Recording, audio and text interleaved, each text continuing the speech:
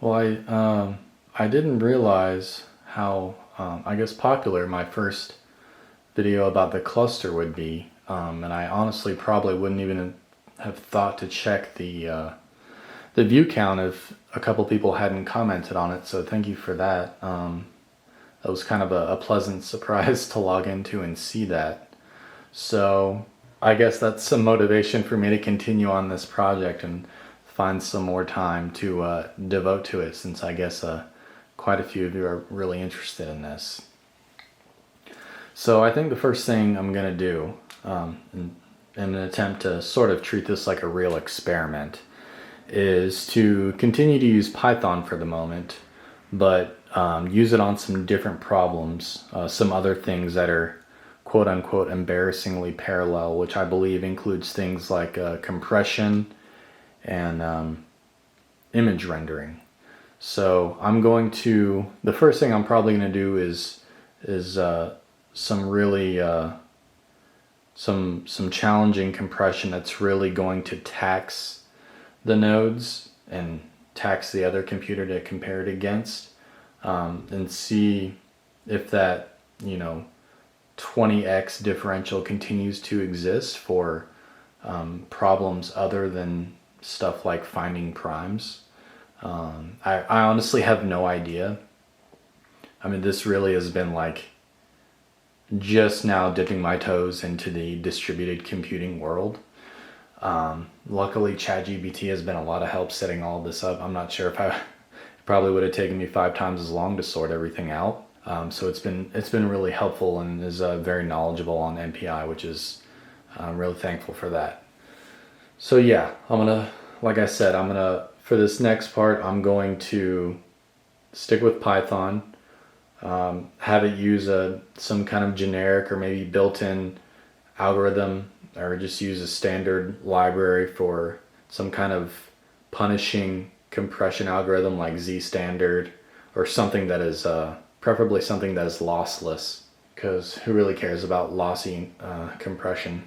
And after that, then I'll either find a third and final problem to use Python with, or if that disparity continues to be really large, then I will go ahead and go back to the same prime algorithm I was using in Python for that first test, and I'll rewrite it in a compiled language, probably Go, since that's the one I have the most experience with, and see how that compares to that first 20x difference, that 5 seconds compared to sub 1 second. So beyond that, I think that should be pretty telling as far as how that differential varies across problems and across languages, especially compiled versus non-compiled. Beyond that, I'm not sure. I don't have any other personal projects going on that could really benefit from distributed computing. If other people have questions or ideas for problems, I'm all ears. I'm open to trying something, because beyond writing the script in whatever language that may be, executing it is really the negligible portion of that. It's just really just a matter of copying that script to all the nodes over SCP, and then telling the master node to run it, and that's really it. So that's kind of the upside of this. It's a really steep learning curve, but beyond that, it seems to be relatively straightforward. Yeah, I don't really, beyond this, I don't have a lot of time for personal projects. My work keeps me pretty busy. I'm in the middle of developing an enterprise API, which is challenging in its own right, but that doesn't really relate. It's not really relevant to distributed computing. So yeah, that's what I have in mind. Like I said, if you have ideas for problems or languages, I can definitely take a look at those and post results.